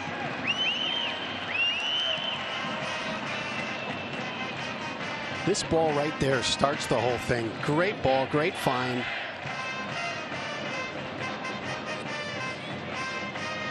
One more look.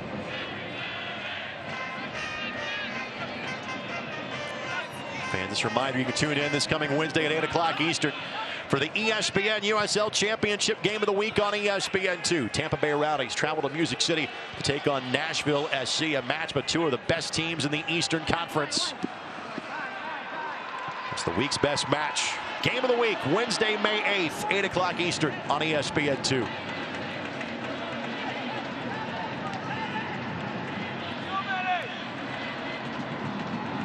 This is Taylor. Plays it across. Oh, my goodness. What a serve. That was not far away from being 1-0 in favor of the visitors. Lomas didn't get ahead to it. Now Ina Olsen finds the fresher legs of Matt Watson.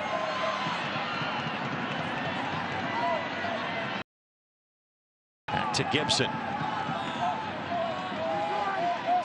Penn makes a run. Penn goes down, but won't get the call. Martin Rennie not happy about it.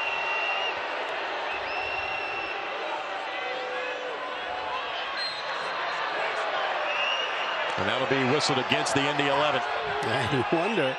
You wonder if that's Matt Watson in the box instead of an 18-year-old. Right. And there was clearly contact, but deemed not enough to draw the whistle. Player that made that contact, much like Penn, not in terms of his age, but in terms of being a substitution, Graham Smith. Interviewed Penn a few weeks ago on Soccer Saturday. And he graduated high school that semester. He's just focused on playing soccer right now. because that is the case.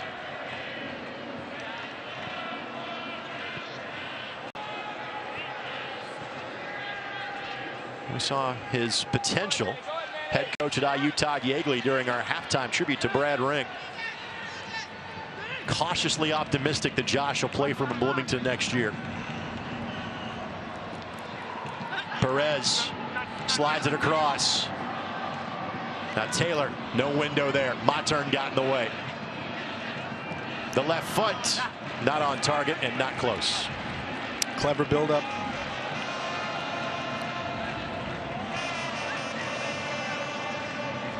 Fans, wherever you go, you can take the boys in blue with you. Download the all-new Indy 11 app in the Apple Store or get it on Google Play.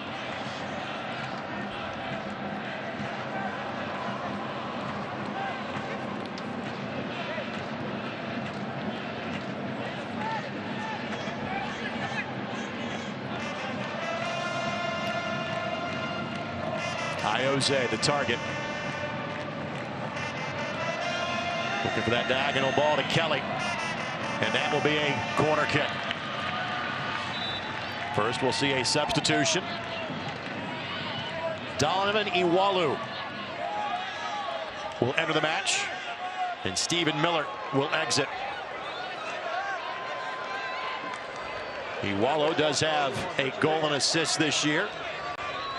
This is his first appearance as a substitute on the season. And Miller taking the slow trot, indicating a road point might be good for North Carolina FC.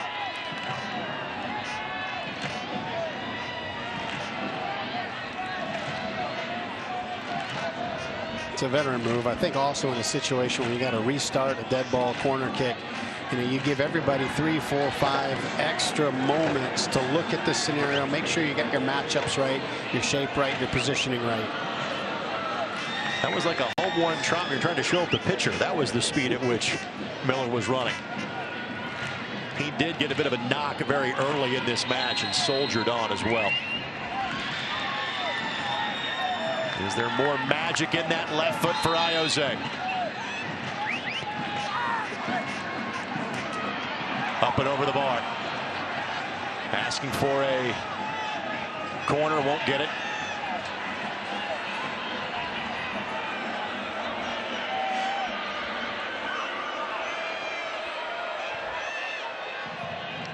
Both teams with one substitution remaining here in the 82nd minute.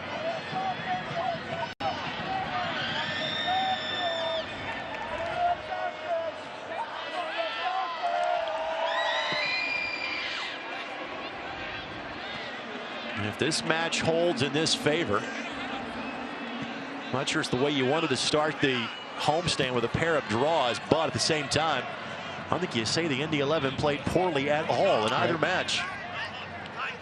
3+ hours without conceding a goal.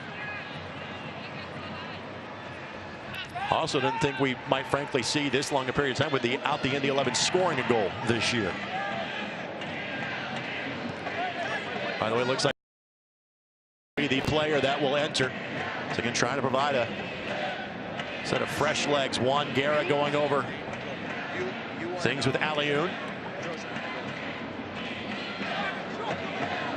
As mentioned earlier, what turned out to be the last goal of Juan Guerra's professional career came in this building against North Carolina FC to win a 3-2 decision last August.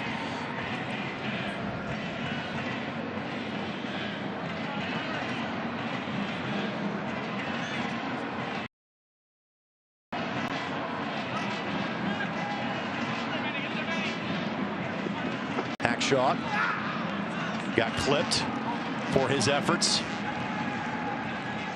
Oh, that's a tough one. Took a cleat right. Looking forward to having 11 days off after this one. In 2 weeks until the next USL match for the Indy 11. They will play in the US Open Cup. And that match will be at Butler at the Selleck Bowl. Ticket information, Indy11.com. Indy has played there in terms of friendlies before. It'll be their first match in competitive play at the former Butler Bowl. Kelly couldn't slide it through, but does earn the throw in. They will learn their opponent on Wednesday night. That's when the first round matchups take place in the U.S. Open Cup. USL Championship teams enter in round number 2. MLS teams this year enter in round number 4. Corner kick coming, and again, if you're Iose, he's on the trot, but again, knowing how much mileage is on the legs of the Indy 11 this week, I'm not sure how big of a hurry you are in here.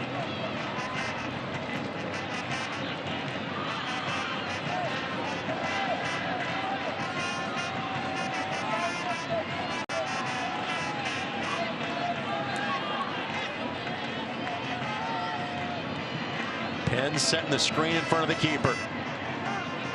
Cronali stares it in. Hackshaw was waiting to pounce. It's how he scored a couple this year, but ball didn't fall to him. That was sizing up a little bit like the last one he got. He scored the first goal of the season against St. Louis FC. Got another one against the Bethlehem Steel. Kelly won't win the foot race. Brotherton got there.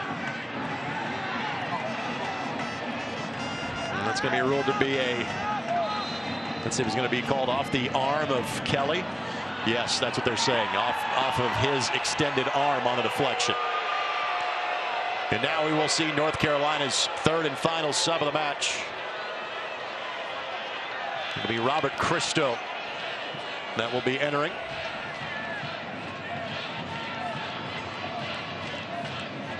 Dane Kelly has seen his last action of the match. So each team's top scorer will not get into the scoring column tonight. Lomas will exit the weekend with 6 goals. Kelly with 4. Jahate 11. Christo for North Carolina FC. Christo, this is the 6th time he has appeared as a sub this season. He's played a total of 89 minutes. He's scored twice. That's an impressive stat. So keep your eyes on number 18 in white and gold. Not hard to spot him. He's 6'4" and 205. Played in Italy and Germany the last 3 years, but is a native of St. Louis. There he is. Played at St. Louis University, had 41 career goals playing for the Billikens.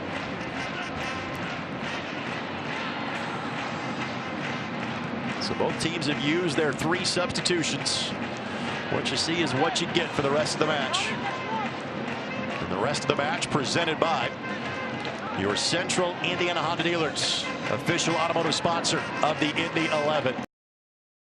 And at halftime, there was 0 stoppage time.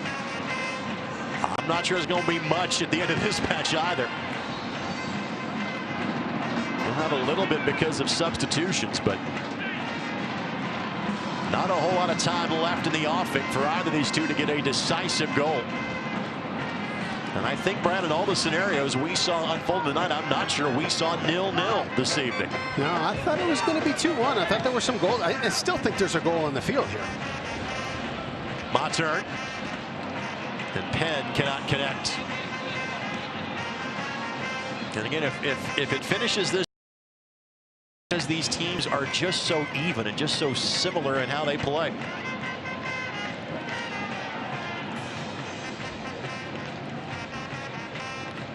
North Carolina has kind of had the opposite schedule of Indy. This is just their 3rd road match of the season.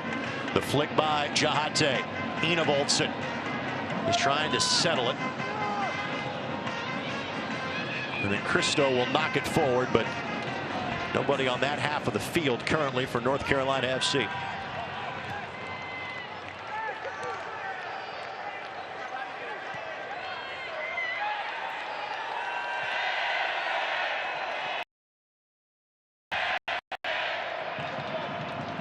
North Carolina FC came in at 14 points. Indy at 13. Red Bulls 2 entered the weekend at 19 as far as the Eastern Conference table is concerned. Was there a touch there? Ruled to have not been. Boy, I thought he got it. Yeah, I did too.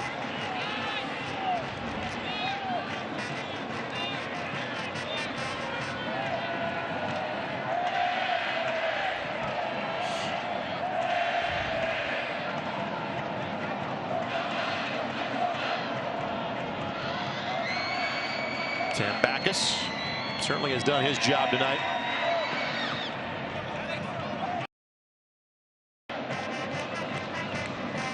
Now Speeds couldn't connect with the Wallow on the play.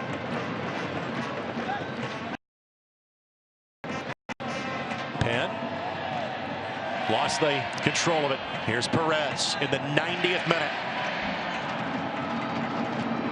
Plays it across, and Cronali quickly sends it back. Well, Cronali has been outstanding this week.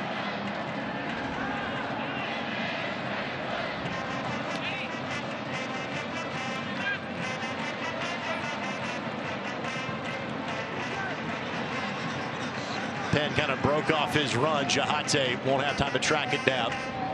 3 minutes of added time. I tell you, right when Ayoze looked up, he was making that run. Yeah. Ayoze pulled the trigger, and he broke off the run, and that could have been a really, really dangerous opportunity. And that's one thing that Penn, as a youngster, only having played in 3 matches, and frankly, the 2 matches that Penn played in, Ayoze didn't play the first 2 matches of the season. It's one thing Ayoze will tell him, hey, listen, I'll find you. Keep going. Yep. Because I guarantee you, Josh has not played with a player like Ayoze in his young life. And you look at that. That was a high back line. It was perfectly set up for that ball and Josh Penn's pace.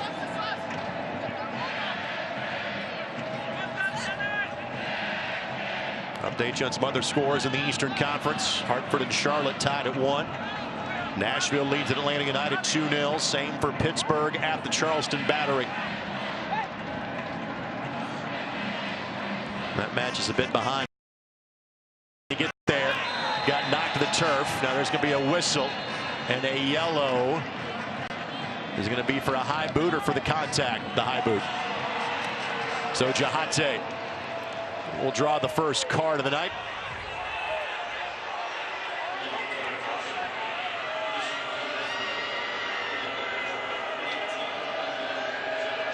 That's one thing you love about Jahate. He just goes. He just goes. And made the team off of an open tryout.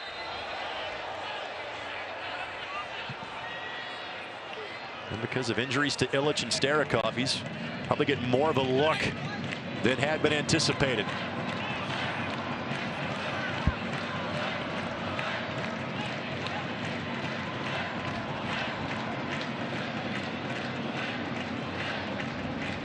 Gian taking his time on the throw-in.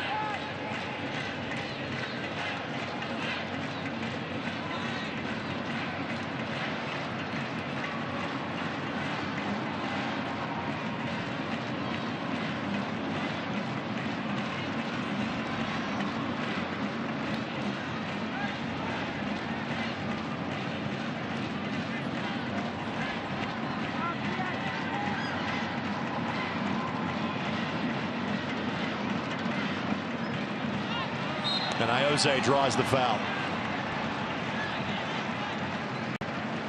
A minute at most left in this match.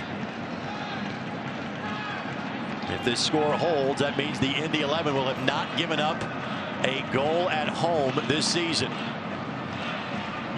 Also means they've scored just 1 at home this season, too.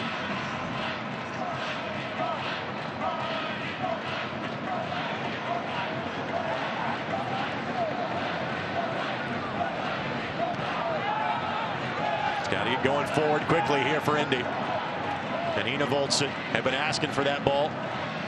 Throw in coming here. Enevoldsen wants it quickly, knowing time is of the essence. We're kind of watching the action of the ball. I'm looking at our match official as well. How many glances the wristwatch are there? Hey, Enevoldsen does not miss an open man. He sees everybody. Don't look at that wristwatch just yet. What a clever ball from Jahate, but that's it. Match is over. Well played, hard fought. 0-0. The final score in this one. Martin about a particular call, potentially on Penn going down inside of the 18 a handful of minutes ago. So back-to-back 0-0 draws for the Indy 11. here against North Carolina FC. Points for the Indy 11 in back-to-back matches, but not the full 3. Final thoughts on this when we come back as you're watching Indy 11 soccer on Wish TV.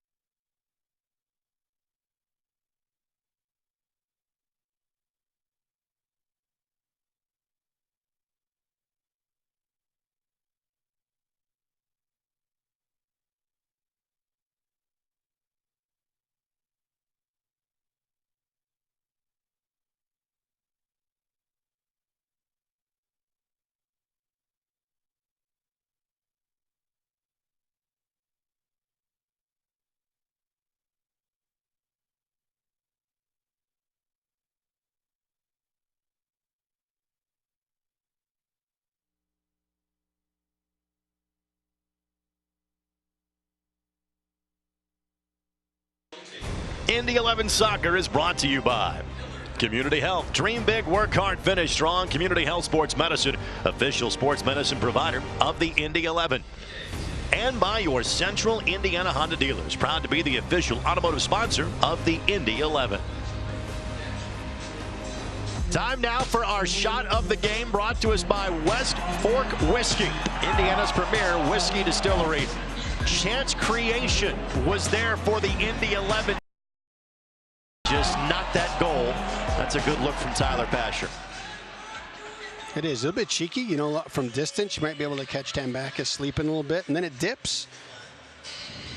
You've got 11 days till you play again if you're the Indy 11, as Martin Rennie shares a word with former Indy 11 man Ben Spees, along with Juan Garrett at the conclusion of this match. Again, you played well each of the last 2 matches. You troubled at all about not scoring, or is that simply just part of the game? Well, I don't think you're too troubled about what happened on Wednesday night because, you know, you're playing down a man. So I don't think that actually fits into that 180 minutes of not scoring a goal. You know, we talked about it on Wednesday night, how a 0-0 draw feels like a win sometimes, and sometimes it doesn't. They played well tonight. Yep. But it was tilted in their favor. I don't know if it feels like a loss.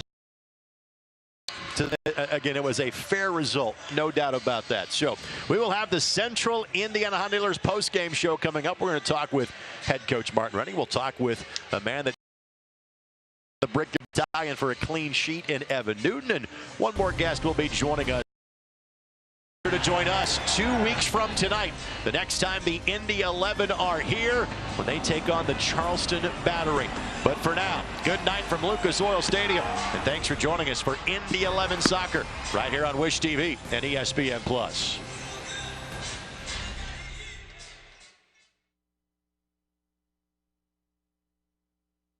Copyrighted telecast of the United Soccer League Championship cannot be retransmitted, rebroadcast, or reproduced without the expressed written consent of the United Soccer League Championship.